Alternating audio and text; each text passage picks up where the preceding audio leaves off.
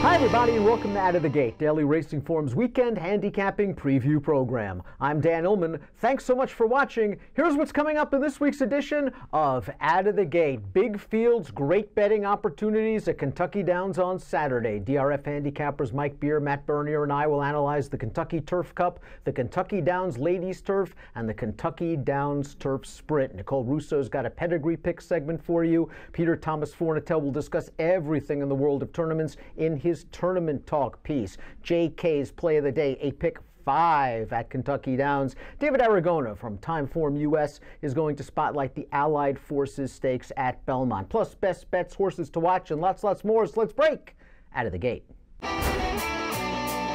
We begin Out of the Gate with our Horse Watch segment. Mike Beer and I are analysts. You found something at Saratoga during closing week. There's Wide and then there's Plainsman. Yeah, there's Plainsman, a very unfortunate Plainsman in his first start for Brad Cox. This horse had raced a few times at Oaklawn earlier this year. He seemed like a 3-year-old with some promise. This was his first start for Brad Cox.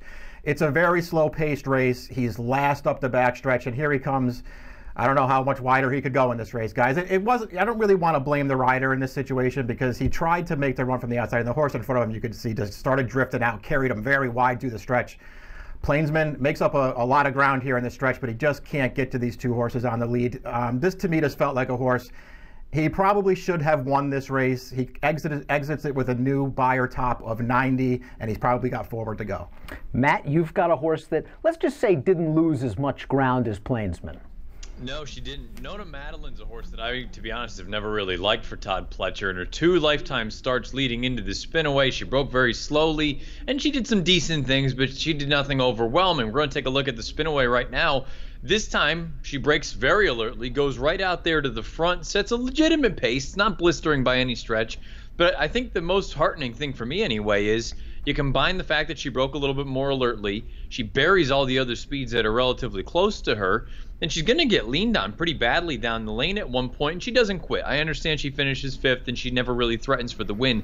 To me, this race was a heck of a lot better than it looks on paper, and I think there's a scenario where wherever she should show up, I'd imagine it's going to be another graded stakes race, I think she's going to have a little bit better chance than maybe the form would indicate. I think she's coming into whatever her next race is in a pretty decent form. Hey, maybe we'll see her in the Frizette at Belmont. A really nice performance for Nona Madeline. It seems like she's taking a step forward from start to start. My Horse Watch was a first-time starter on Woodward Saturday, coming off a bullet 5 furlong 59 gate work, but apparently Lion Dance, as we see from the video, needed a little bit more work coming out of the gate. He's the number 3 in the opener on Woodward Day, and he takes hops out of the start, and he ends up last, going a demanding debut distance of 7 furlongs.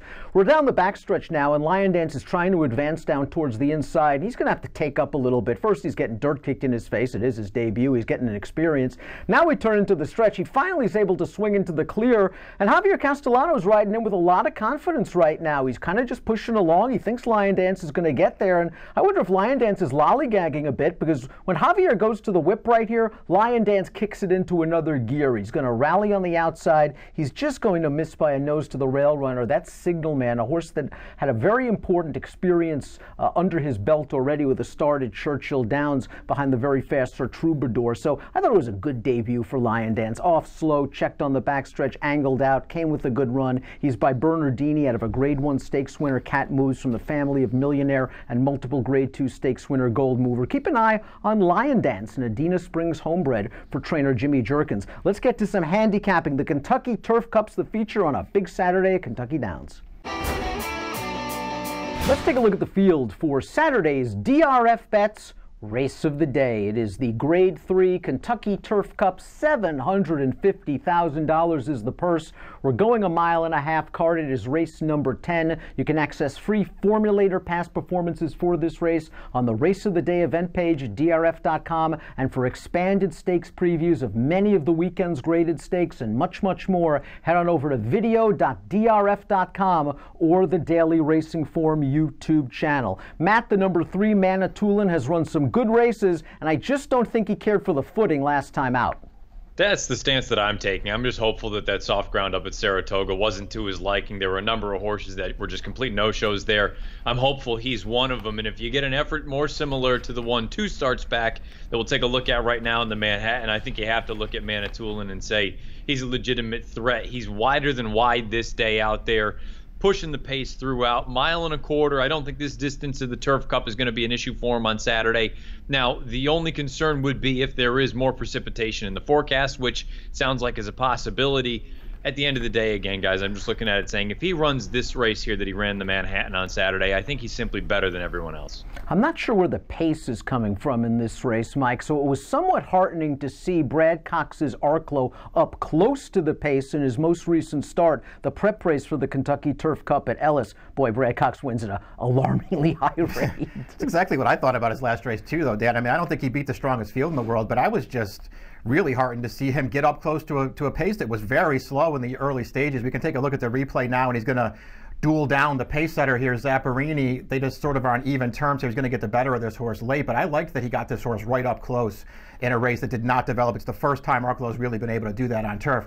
I think he's come back pretty well, actually, as a 4-year-old. He won his first start back. He ran into Synchrony and Yoshida in his next 2 starts and was not embarrassed by those horses. When they stretched him out 2 starts back in the Stars and Stripes, I mean, he had no chance in that race. Pace-dominated race towards the inside. He tried to come wide. He made up some ground. I think this horse has come back good as a 4-year-old. I'm going to go with a little bit of a price with the number 2 Nessie, who attracts Julian Leperoux. Now, this horse needed to ship all the way out to Southern California to find a winning spot. That was the 14-furlong San Juan Capistrano earlier this year. We go to that race right now. We've said it so many times on this program and in the stakes previews.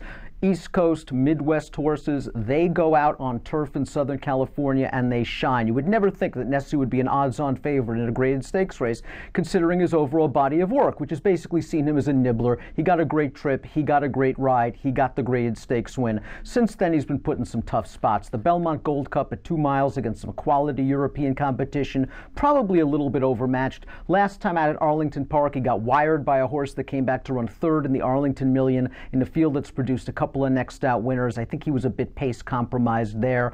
I think he's going to handle a little bit of give in the ground. The distance isn't going to be an issue. The price will be right. I'll take a chance with Nessie in the Kentucky Turf Cup. Nicole Russo's got some pedigree information for you in her pedigree pick segment. Peter Thomas Fornatella gives you the latest news and notes on the tournament world in Tournament Talk. Let's hit those segments right now. Hey guys, Nicole Russo coming to you for Out of the Gate. Of course, the boutique summer meetings at Saratoga and Del Mar, both of which showcased promising juveniles, concluded earlier this week. And with those in the books, I want to take a look at the current leading 2-year-old sires, particularly the freshman sires. You can file this information away and kind of keep it in your memory bank as you start looking at the fall juvenile races that'll be coming up, especially at the longer distances as we get closer to the Breeders' Cup. Now, currently leading the juvenile sires list is Into Mischief, powered by Sambaye, winner of the Grade 3 Sanford at Saratoga. Now, Into Mischief leading by earnings over the late Scat Daddy, whose final foals are current juveniles. Quality Road, sire of Grade 1 Del Mar debutante winner Bellafina, 3rd on the earnings list. Into Mischief and Scat Daddy were tied through Monday by winners with 15 apiece. Second crop sire Violence, whose Silver Strike a close second to Sambaye in the Sanford, 3rd on that list. Now, Into Mischief's son, Golden Sense, standing alongside him at Spendthrift, currently leads a very contentious group on the freshman sire race. This sire line has really been phenomenal for producing precocity. Of course, you have Shanghai Bobby, also by Into Mischief's late sire Harlan's Holiday out there as well. You see these stallions from that Harlan's Holiday line, and you think they're going to be versatile and they're really going to be precocious. Looking at the freshman earnings leaders, again, through the September 3rd close at Saratoga and Del Mar, Golden Sense leading over Cairo Prince, who really began to climb the list in late summer as the distances got longer. Exactly what you'd expect from the son of Pioneer of the Nile. Also showed some versatility on surface, typical of the sire line. The freshman list by individual winners, and you see the same horses there. Cross Traffic, a son of Unbridled Song, also stands at Spendthrift, so they've got a pretty strong hand. And again, the majority of Cairo Prince's winners coming kind of the second half of the summer season, I really expect these horses to continue to develop. So that's a look back at the summer racing and some information you might want to keep in mind. Stay tuned on Out of the Gate as we continue to look ahead to this coming weekend and beyond. Peter Thomas Fornatal back with you. No longer on the Little House on the East Side. No longer in the paddock at Saratoga, more specifically the Paddock Bar, but back in the Brooklyn Bunker. It's the saddest week of the year, folks, but we're soldiering on. We're getting through it, and we're looking ahead to some exciting stuff going on.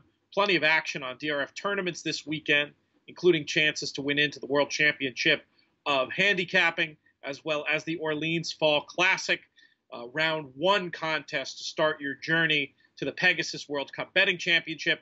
I'm going to let you go to tournaments.drf.com to look at all those details. Instead, I'm going to talk about what's kept my chin up this week, and that is an upcoming contest up in Toronto for the Woodbine Mile. Woodbine Mile Day. This will be the third year in a row they're doing a big live bank contest. It's a $3,500 Canadian buy-in.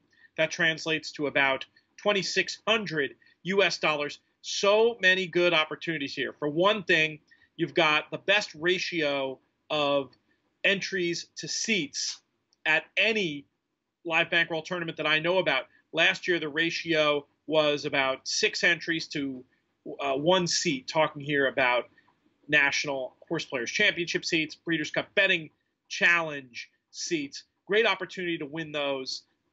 Prize money added. It's a fabulous tournament. VIP treatment up there at Woodbine. 2 special things to mention about this year's event.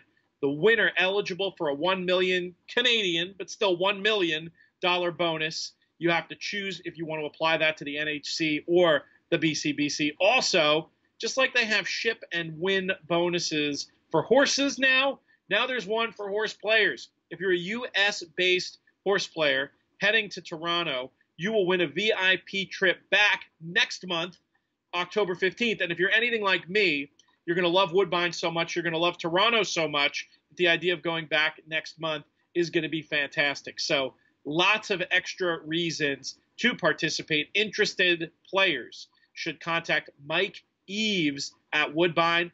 His email, mxe@hpibet.com. Join me up there. We're going to have a lot of fun for this year's Woodbine Mile Day contest, and folks should not miss out. It's going to be, like I said, a great opportunity, fun weekend away at one of the great tracks where you may have never been. 2 more little notes on it as well.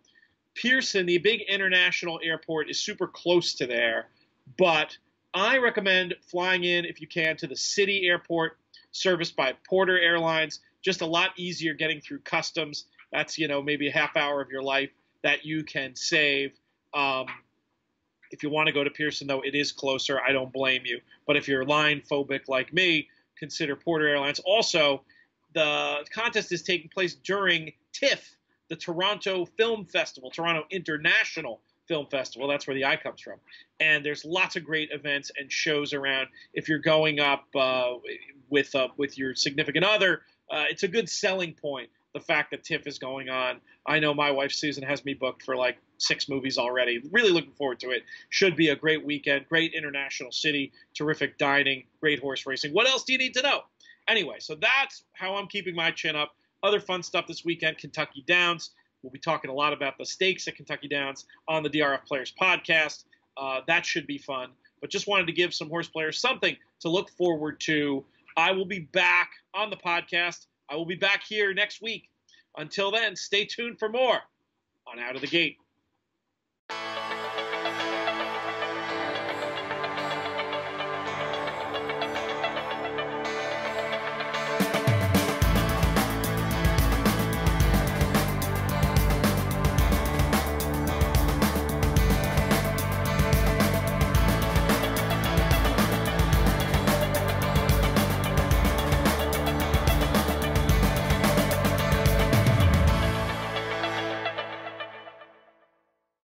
Are you a horse player looking to raise your game? For over 120 years, expert handicappers have relied on Daily Racing Form as their must-have source for news and data, featuring exclusive buyer speed figures, Timeform US pace figures, and integrated replays. DRF Formulator is the most powerful handicapping tool on the market today. Use what the pros use. Go to drf.com/formulator and enter code DRFTV to get your first card free. drf.com.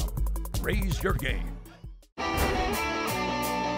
Welcome back to Out of the Gate. Let's take a look at the field for the Kentucky Downs Ladies Turf. We're going a mile for $500,000. This is carded as race number 7 for expanded stakes previews of many of the graded stakes races all weekend more and lots more. Visit video.drf.com or the Daily Racing Form YouTube channel. Morning line favorite, Matt, and the horse to catch down on the inside's the number 1, I'm Betty G, and boy, she is in razor sharp form.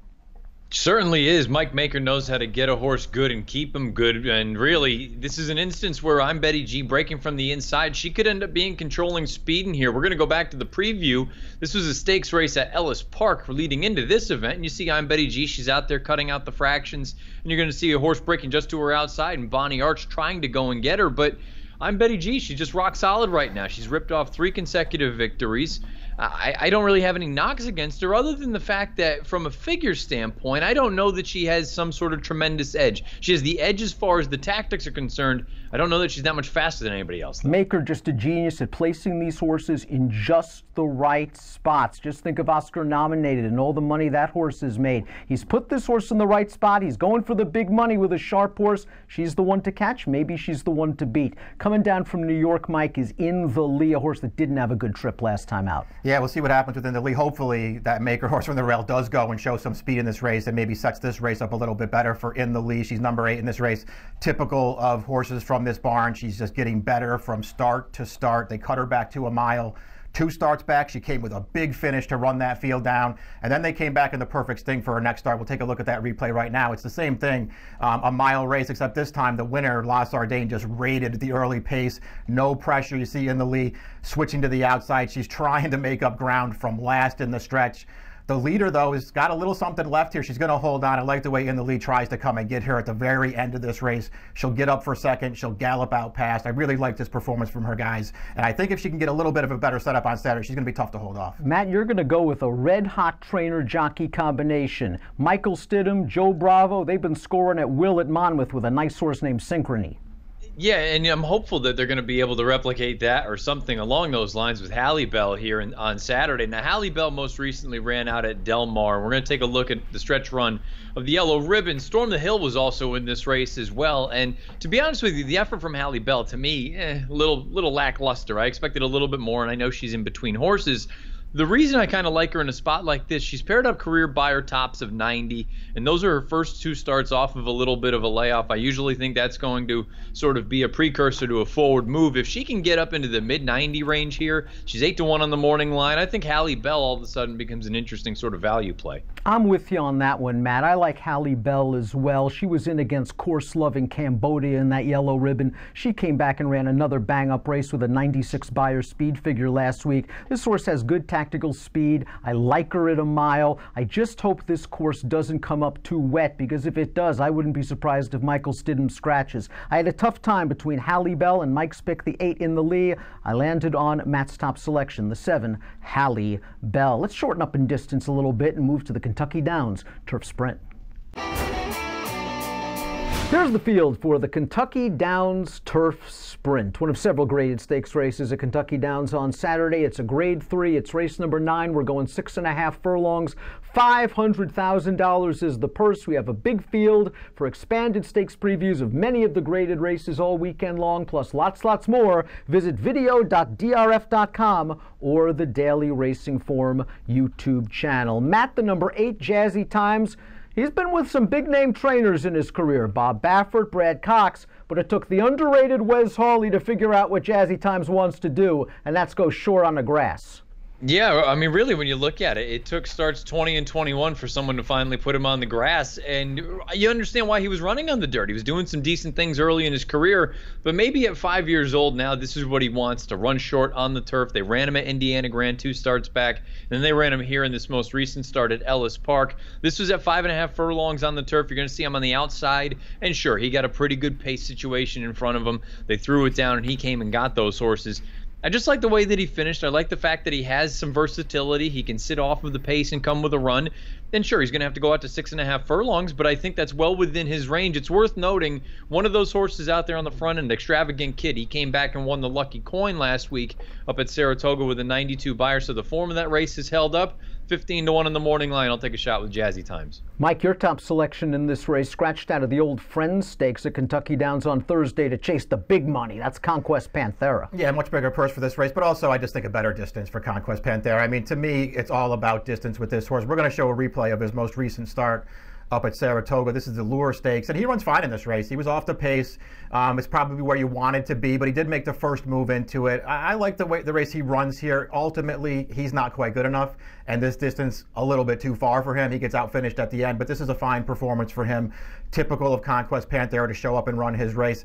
To me, it's just all about the shorter trip for him. I like him going shorter. To me, all of his good races are in that 6 to 8 furlong range, so this cutback really works for him, and he should get a fine trip in this race. We'll see what kind of price he is, but I just like this distance for him a lot. I think this pace is going to be fair to fast, and I want a closer. The best closer is arguably the veteran undrafted, but he's likely going to be a short price. I want a horse with upside, and that is the very lightly raced number 2, Pro Forma. Winless on turf, but he's only tried the surface twice, including his most recent start, the Wolf Hill Stakes at Monmouth, a race that was won by a very good turf sprinter in Imprimis. We see Pro Forma swinging to the outside. He was trying to advance on the rail from the back of the pack on the turn. He got stopped for a brief instant, and when you get stopped against a horse like Imprimis going 5.5 on the turf, you're really not going to do much. He's out of the picture, but you're going to see him rally belatedly to get a piece of this. I think he's got some upside potential. I think he's going to like the longer distance, and I think he's going to like some pace as well. Again, it's that hot combination of Bravo and Stidham. Best of all, 20-1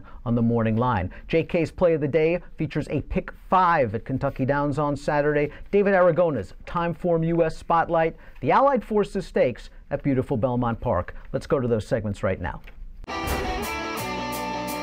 Hey everybody, welcome to JK's Play of the Day. We're going to go to Kentucky Downs, one of the most horse player friendly racetracks in America.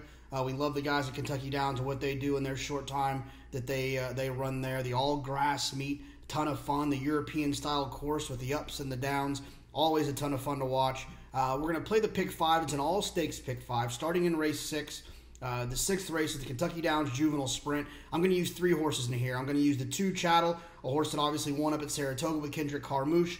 Should be forwardly placed here. They're going 6.5, obviously a little bit of a stretch from 5.5, but as a progressive 2-year-old, I don't think that's necessarily going to be an issue. And then I'm going to go with the 2 outside horses, the 10 and the 11. The 10 ran a really good race back at Belmont earlier this year, and then went on to ask it for Wesley Ward. We know what Wesley can do with these juvenile turf sprinters. And then he also has May Never Know, which is very confusing out of the quality turf sprinter in his own right, No Nay Never. I think this horse is going to excel finally back on the grass. That's Wesley Ward. It's turf. It's Kentucky. It's 2-year-olds. I'm going to use those 3, the 2, the 10, and the 11. Going on to the Kentucky Downs Ladies Turf, the mile race, I'm going to use 4 horses here. I'm going to spread a little bit. I'm going to use I'm Betty G and Bonnie Arch. Both of them ran really well at Ellis Park. The figure came back quick in that race. There was a boys' stake the same day.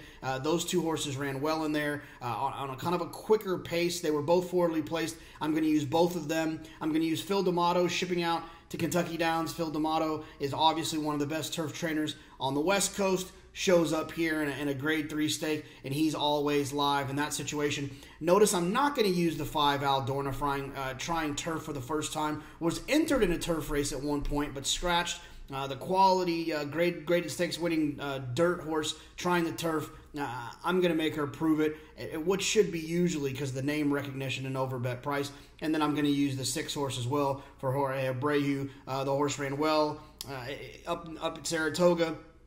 Was beaten only a couple lengths to Uni, and I think Uni is a grade 1 type. I'm going to use those 4 in race 7. Going on to race 8, we have another stake. Like I said, it's an all-stake pick 5 Kentucky Downs Ladies Sprint. I'm going to use 5 horses here. I think this is a tough race. I'm going to use the 1, the 3, the 4, the 5, and the 6. The 1, 3, 4, 5, 6. The 1, Brielle's Appeal, ran poorly on the soft at Saratoga, ran good on the soft at Keeneland. I'm not sure what to make of that, but the last was just too bad to be true. I'm going to give her another shot. And then I'm going to use Conti Partiro, a horse that I've always been a fan of.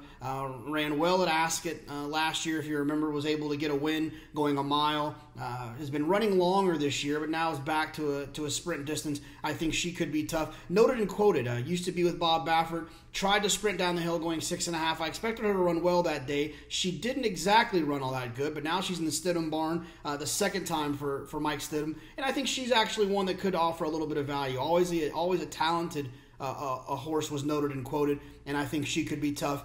Ruby Nojan, who won a stake up at Saratoga, and Lull, who obviously has some really, really impressive races in her form, the kind of the cutback specialist. She's one of those horses that can run at a mile. I think the 6.5 is going to suit her just fine. I'm going to spread in here and hope for a little bit of a price, but Ruby Notion and Lull obviously are the most likely winners. Going on to the fourth leg, I'm going to use 2 horses here. Conquest Panthera, who I thought ran really well at Saratoga, has always been a talented type, ran well in the King Edward up at Woodbine as well. And then I'm going to use the 5, Blind Ambition, who also ran another good race up at Saratoga on the soft. I think that Blind Ambition could be tough. Undrafted is run here 4 times and has never got the job done. Something about this course for undrafted doesn't fit him. I'm going to try to fade him a little bit. And then on to the last leg, I'm going to use the 3, the 4, and the 6. The 3, Manitoulin, I thought ran poorly in the soft.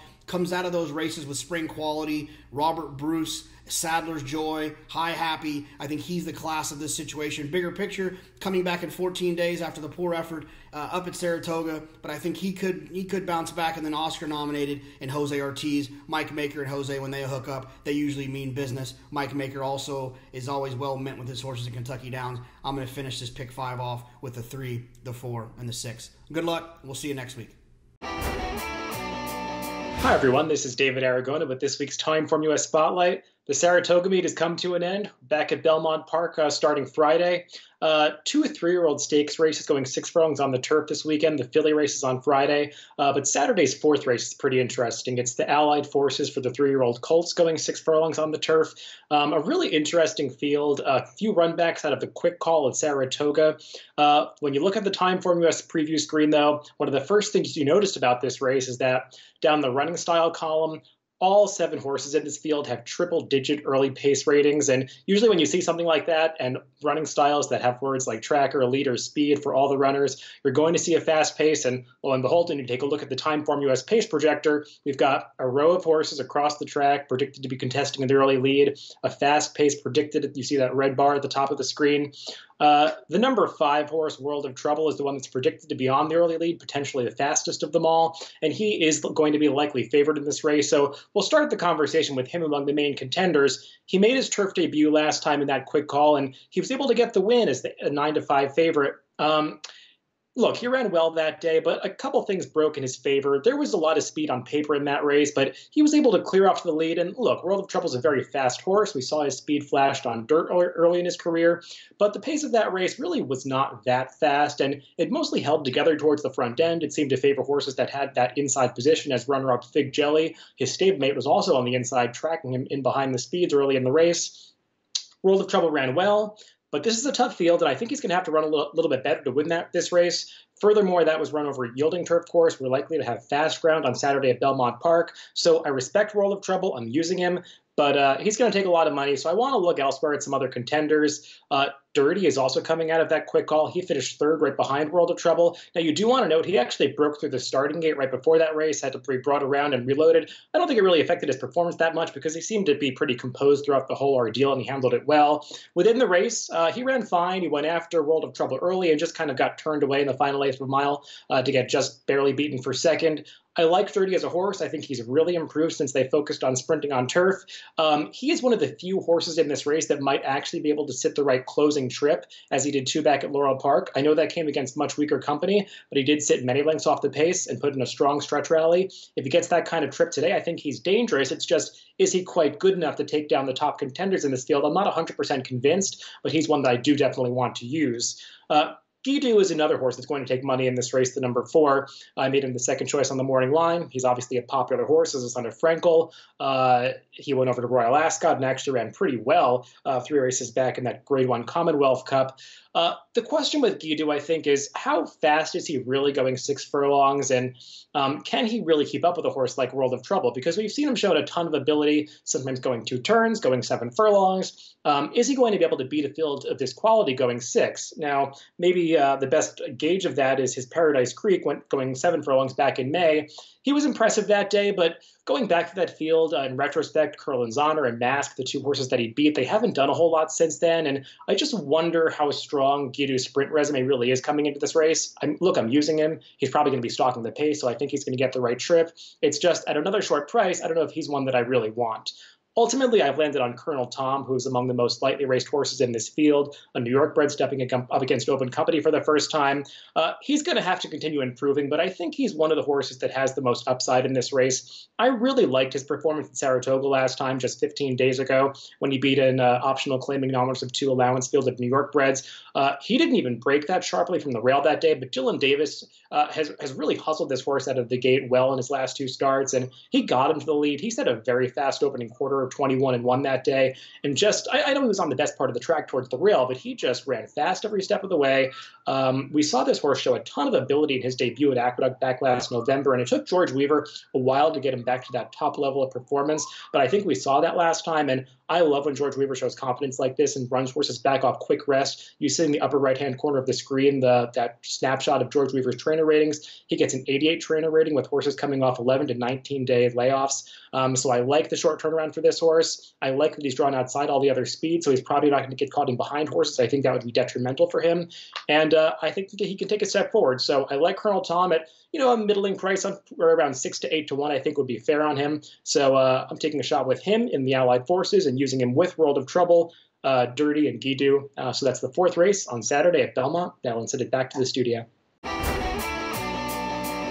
Time for our best bet segment here on Out of the Gate. Mike Beer, NYRA analyst. It's opening weekend at beautiful Belmont Park for the Fall Championship meet. Let's get it started. Yeah, race number 9 is a turf sprint, non-winner 1 allowance. I'm going to come right back with Kundre in this race for Jonathan Thomas. This horse returned from a very, very long layoff back in June at Belmont Park. This is the first time Kundre ever sprinted on the grass. She had fine form going longer before that layoff, but this is her first start sprinting.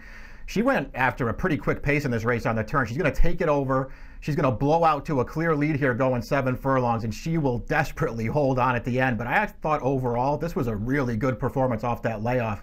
And I like the idea that Thomas has here to keep her sprinting for her next start, because I really feel like these shorter distances will work for this filly. She's going to face a little bit of a tougher field here, but she's got good tactical speed. She'll keep this pace in range. She can make a run like that again. I think she can come right back and win again. Matt, I think you found some value at Delaware Park on Saturday. I'm hopeful anyway. Race number 7, it's a turf race, and there's a horse in there named Archigelos, who he's probably going to be one of the favorites. And to be honest, I just don't think his 3-year-old form holds up or nearly warrants the short price that he's likely to be. I think the 4-horse 302 Cassie is interesting for Anthony Pecoraro. We're going to take a look at the cut of the PPs right now, and you can take a look and see what this horse is all about. From a buyer's standpoint, not too far off from a horse like Archigelos or even some of the other contenders in a spot like this. But more importantly, the versatility that this horse has shown. Can win outright on the lead, can also win from sitting just off of it. And you can't help but notice 4 victories from 12 lifetime starts, 3 times starting at Delaware Park on the turf, 3 victories, 5 to 1 on the morning line. This horse can adapt to whatever pace scenario is thrown his way. I think 302 Cassie is interesting. I'm leaving the country, going to Western Canada, Hastings Park. We've got the Grade 3 British Columbia Derby. I really like this horse, Weekend Wizard. He's the number 12. It's a tough outside post position, going a 3-turn mile and an eighth, but 2 starts back at Hastings Park, going a mile and a 16th. He dueled another horse into the ground, kept on going, and earned a really sharp 88 Beyer speed figure. After that race, he went to a more conventional track at Emerald Downs, and we're going to watch that race right now. He dueled another horse into the ground. He has the lead, and here comes the best 3-year-old in the Pacific Northwest, Sip and Fire, the even money favorite in this race. Sip and Fire sat off the hot fractions, picked the bone, so to speak. A tired Weekend Wizard, though, is still going to fight this horse all the way down to the wire. He draws an outside post in the British Columbia Derby. He has shown the ability to sit slightly off the pace, but I think you should just send this horse. A mile and an eighth is somewhat concerning, but you know, his sire Rosberg, a son of AP Indy, was a graded winner going a mile and 3/8. I think he's got enough pedigree. He's the 7-2 second choice in this race, and I really like what I've seen from the last 2 races from Weekend Wizard. We thank you so much for watching Out of the Gate, and we urge you to follow all of the latest DRF TV offerings. Follow on Twitter at DRF Video. And for the latest news and notes from America's Turf Authority Daily Racing Form, follow on Twitter at DRF Inside Post. That's it for this week. Best of luck when your horses break out of the gate.